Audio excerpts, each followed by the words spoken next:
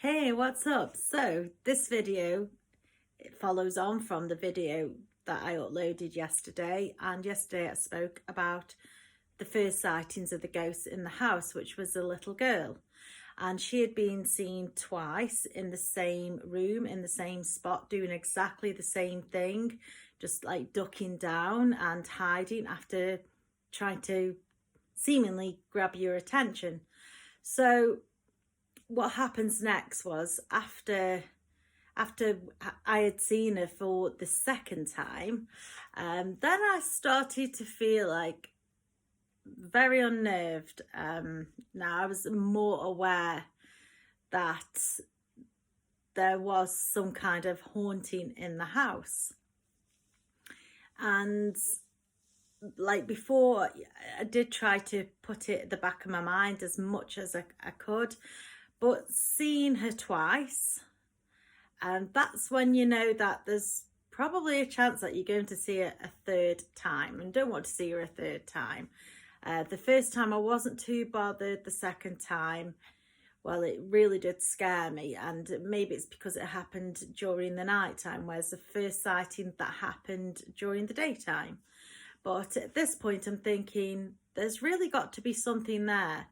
Not only have I seen it twice, but now my mum's seen it, and that means someone else has seen exactly what I've seen, and we've both seen it together, and so we can't both be imagining it. She really has to be there. There really has to be something that we've both seen in that room. So it's still winter months, it's still dark nights. Obviously that sighting that happened on New Year's Eve of 1996, so you could really say it was the 1st of January 1997. At this point I'm starting to think more and more about it. I'm more aware of keeping that bedroom door closed. And so she's been seen in there twice, and to me that must be her little haunt. And so we've not seen her venture out at this point, so she seems to be contained in that room. So she can stay in that room, but the door will be closed. If no one's in that room, that door will be closed. So I did have another incident of not so much seeing something but feeling something. And before we had the wood and laminate floors put in the house, we had carpet in the living room, and I'm one of these, I just like everywhere to be really clean, really tidy. And so I would start housework like super early in the morning, and sometimes this would be about 5 o'clock in the morning. I just cleaned. I was working. I'd been working even before I moved into this house, but the shifts that I worked were like quite later on, so they were like twilight shifts, and so I was able to take my daughter to school, fetch her from school, and then I'd go to work. And so I had all day to get the house tidy, which I did do. So this one morning, I'm quite early in the morning, I'm vacuuming the living room carpet, and I have to do this every day. I mean, sometimes more than once a day. There's only have to be like a bit on the floor. I'm like, no, that can't be there. I've got to clean. So I'm vacuuming the carpet, and I'm standing by the fireplace, and I've got my back to the fireplace, and I'm facing the living room, and I'm quite close to the fireplace, and there I am vacuuming, and all of a sudden I hear this voice, and it says, and it's a male voice, and it's like, move. And at that point it said move. I felt it. There was like a breeze almost, but I actually physically felt like this thing had moved through me. And I'm not saying all the way through my body, like my complete body. I'm just talking about like just here, just like the shoulder. I felt him walk towards the wall, walk towards the fireplace, and he physically moved through my shoulder. And that was such a weird experience. And at the same time, he's telling me to move. But the way he said move was almost like he was like he didn't expect me to be there. Like I'd almost made him jump. Which was just like really weird. I'd startled him, and it was like, oh, you know, fancy being there. I didn't see you there, and you know, you made me jump, and it was that kind of tone. But it was the fact that he'd physically moved through part of my body, and I felt him go all the way through until, you know, he went to the wall.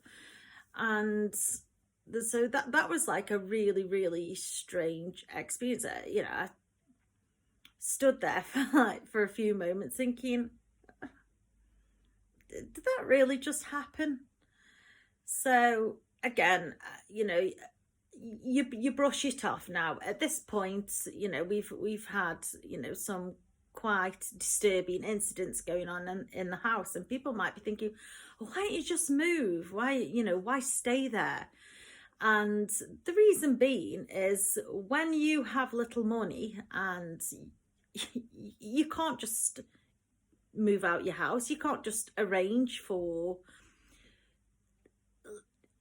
like furniture removal, like, you know, within half an hour. Oh, you know, call them up, by the way, you know, I'm being like really, really haunted here. Can you be here, you know, in half an hour? So, you know, I can move my furniture to a new house, what just happens to be there and ready. There is no other house to go to. I haven't got the money to pay for furniture removal. I've got no means of arranging anything. You know, I'm here. I've been given this house by, at the time, the council owned it. I mean, I actually own it now. And, you know, you've got nowhere. When you've got nothing, you're grateful to have that roof over your head. And these sightings that we have, these incidents that we have in the house, they're not every second of every day. They're quite sporadic. You know, you're not seeing things all the time. You're not hearing things all the time. You're not witnessing things all the time. And coupled with the fact that you have other things going on in your life. Now, people whose homes are haunted, or, you know, they suspect that they're haunted, and some really, really strange things happen in their houses, they're not going to be constantly thinking about it every second of every day. Yes, it's going to be at the back of your mind. Yes, you know, there's going to be things that trigger you, especially if you have to like walk past a place where you've seen something. Of course, you're going to think about it. But when you've got a family, when you've got children, when you've got a house to keep, when you've got a job, you know, you've got other things going on. So it doesn't matter how haunted your house is, you've got other things going on in your life as well. You can't just direct all of your energy into what's going on, because otherwise you won't be thinking about anything else. And of course, you've got to think about other things that are going on in your life. So there's many a time when my mum was at work and my daughter was at school, my eldest daughter was at school, and sometimes it'd just be me and my middle daughter, who was then my youngest daughter, or she'd be at nursery and I'd be in the house on my own. And I still went about my normal tasks. I still went about cleaning the house. I'd still go in that room to clean. I'd make sure that the girls had clean bed sheets, a nice clean room, a nice clean carpet. I'd go in there to, you know, make sure that the clothes were clean. Of course I did all of that. Of course. There's one thing about that room. When you're actually in that room, whether day or night, you don't kind of sense anything as such. It's more, and this could be like more psychological, that it's only when you walk past that bedroom door and it's open, and you do tend to look in. You do, because you know that you've seen something before, or someone else knows that you've seen something before. So we've got kind of like, you know, got this thing in our heads where we have to look. You know, we're always aware, we're always conscious, because we know something was seen in that bedroom. But once you're in the bedroom and you're doing like normal day-to-day things like cleaning, tidying up or whatever, you don't think about it. It's quite a nice room, to be honest. I mean, you know, my youngest daughter is in that room. Her bed is actually placed at the moment right where the two first apparition sightings were seen, and her bed's in. She says, yeah, you know, sometimes, you know, she feels something touching her and that, but it doesn't really bother her that much, because she's never seen the little girl, the ghost girl. She's not physically seen her. She's had other experiences, but with the little girl, she's not really had any actual sighting of her. So, you know, it's to her, she's heard the stories, she's felt things like, you know, touching a leg or touching her arm, but you know, she likes that room. So anyway, going back to the next thing, which was that the man, like, who felt like he'd like almost like traveled through me. The next thing is because, as I mentioned, I was working and my sister was working, and we were both working these twilight hours at the same place, and we both worked at the hospital. And so my mum would be at work all day, and then she'd come home and she'd have all 5 of the grandchildren in this house, because this is where my mum lived. My children lived here, and so it was just easier for my sister to have her children here too until we finished work. So what happened was, my mum she must have been so tired, like working and then coming home and, you know, feeding like 5 grandchildren. And so there was one time when my sister's daughter, now her eldest daughter, she's since had another child, and her daughter was quite poorly this one evening.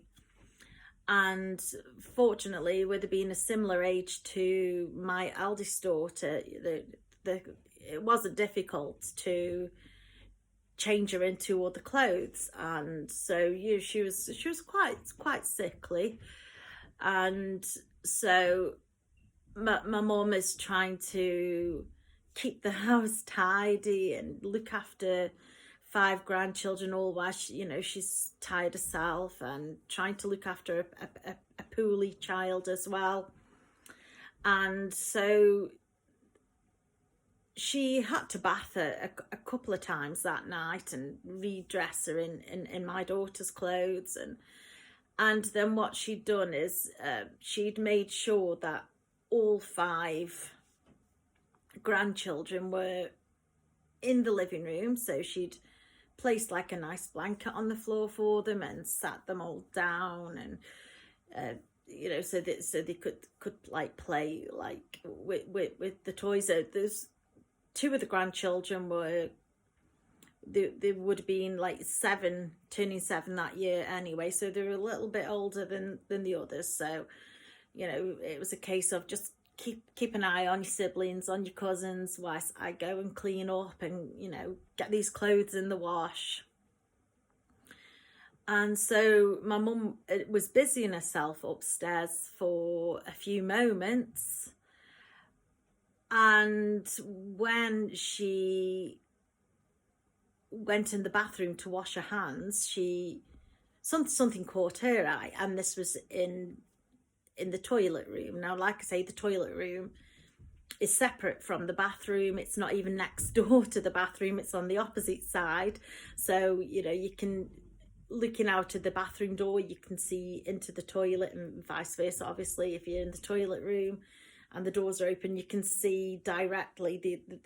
The doors almost face each other. So they're just on opposite sides of the landing. So something catches my mum's eye, and she's just got everything sorted. She's got the children settled and fed and cleaned, and you know, she's just got all like the